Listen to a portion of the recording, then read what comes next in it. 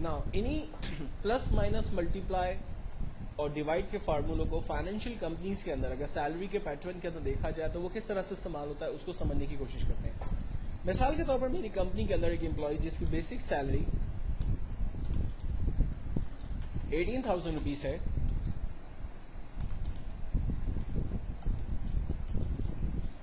उसका medical allowance 3,000 rupees है, उसका कन्वेंस 3,500 रुपीज है, उसे हाउस रेंट 7,500 मिलता है और उसका कोला 1,050 रुपीज है, तो उसको टोटल सैलरी कितनी मिलती है। इसका आंसर जनरेट करने के लिए हम तमाम वैल्यूज को रेंज में लेते हैं, जहां हमें आंसर चाहिए वहां तक की रेंज बनाकर ऑटो सम के बटन पर क्लिक करते हैं, हमारे पास उसकी सैलरी टोटल हमारे पास आ जाती है। अब उसकी सैलरी का अगर मुझे टैक्स डिडक्ट करना है लाइक 3.5% और उसका EOBI डिडक्ट हो रहा है फॉर एग्जांपल 380 रुपीज और उसके बाद मुझे मालूम करना है कि उसका टेक होम क्या बनता है, तो इसके लिए हम फार्मूला लगाते हैं लाइक टैक्स डिडक्ट करने के लिए equals to total number multiply by 3.5%।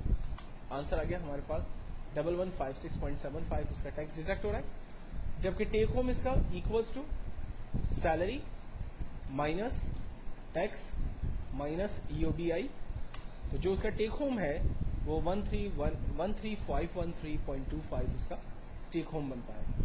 तो बेसिकली आपने देखा कि फार्मूला वही यूज हुआ प्लस का, माइनस का और परसेंटेज का, जो पहले मैंने आपको आगे सिखाया था।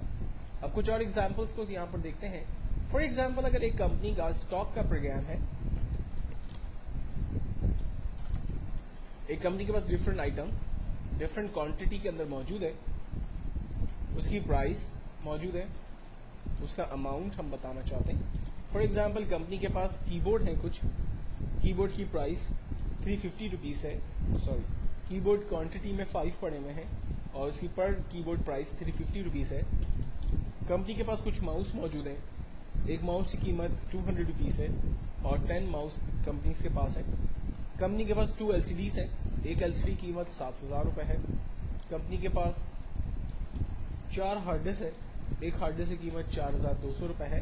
तो कंपनी के पास एक्चुअल में कितना स्टॉक है, इसके लिए फार्मूला हमारे पास मल्टीप्लाई का यूज होगा। देखिए क्वेश्चन को देखकर ही हमें समझना होता है सबसे पहले कि फार्मूला हम कौन सा इस्तेमाल करने जा रहे हैं। जैसे मेरे पास 5 कीबोर्ड है और ईच कीबोर्ड की वैल्यू अगर 350 रुपीज है, तो मैं जब दोनों को मल्टीप्लाई कर दूंगा तो मेरे पास तमाम कीबोर्ड की फिगर आ जाएगी।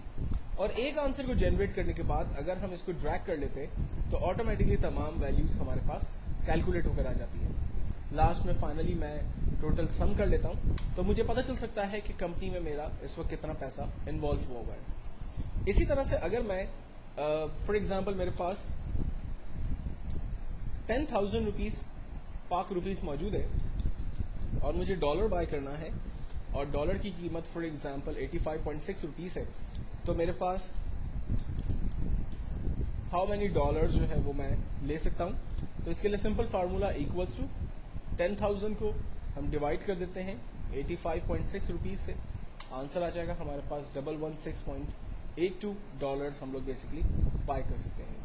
तो आपने देखा कि बेसिकली वही सारे फार्मूले जो हम लोगों ने ऊपर अपनी मार्कशीट के अंदर डिस्कस किए थे, जब यही फार्मूले फाइनेंशियल कंपनीज के अंदर, स्टॉक के प्रोग्राम के अंदर या पेरोल सिस्टम के अंदर या पेटी कैश प्रोग्राम के अंदर या बैलेंस शीट के अंदर या मनी कन्वर्जन के अंदर यूज हो रहे हैं, तो एक्चुअल में फार्मूले वही हैं प्लस माइनस मल्टीप्लाई डिवाइड, लेकिन उसकी शक्लें बदल जाती हैं।